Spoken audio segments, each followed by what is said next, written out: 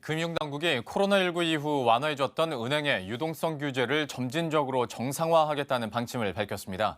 은행 입장에서는 유동성 관리를 위한 시간을 벌게 된 건데요.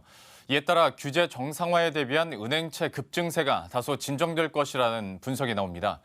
특히 은행채 발행 물량에 따라 대출 금리도 영향을 받아서 시장에 관심이 큽니다. 허윤영 기자의 보도입니다. 코로나19 위기 극복을 위해 도입된 은행의 유동성 규제 완화안이 연장됩니다.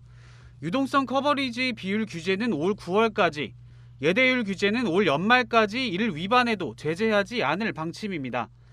금융위원회는 여기에 더해 완화해준 규제를 점진적으로 정상화하겠다는 방침을 밝혔습니다. 예컨대 현재 85%까지 완화해준 LCR 규제를 한 번에 100%로 되돌리는 게 아니라 금융사에 충분한 적응 기간을 주고 단계적으로 정상화하겠다는 계획입니다. 은행 입장에선 유동성 지표를 관리할 시간을 벌게 된 겁니다. 실제 LCR 완화 종료를 앞뒀던 올해 초 은행들은 규제 정상화에 대비해 은행채 발행을 크게 늘리며 선제적인 유동성 확보에 나선 상황이었습니다. 연초 이후 발행된 은행채는 총 32조 7,100억 원으로 지난해 같은 기간보다 40% 넘게 늘었습니다. LCR은 현금화하기 쉬운 유동성 자산을 얼마나 보유했는지를 나타내는 지표로 이 비율을 높이기 위해선 예수금을 늘리거나 은행채를 발행해야 합니다. 수급 부담이 커지면서 은행채 금리도 함께 올랐습니다.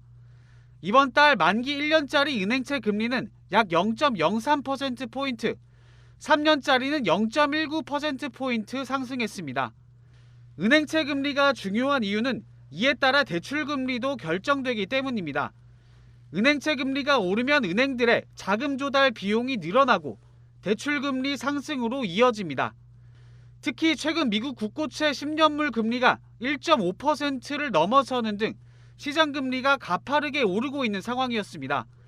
이런 상황에서 규제치를 맞추기 위해 은행채 발행이 급격히 늘어 금리가 오르면 가계부채에 더 큰 부담이 될 수 있습니다. 증권가에선 이번 점진적 정상화 방침으로 은행채 물량 부담이 어느 정도 완화될 것이란 전망이 나오고 있습니다. 머니투데이 방송 허윤영입니다.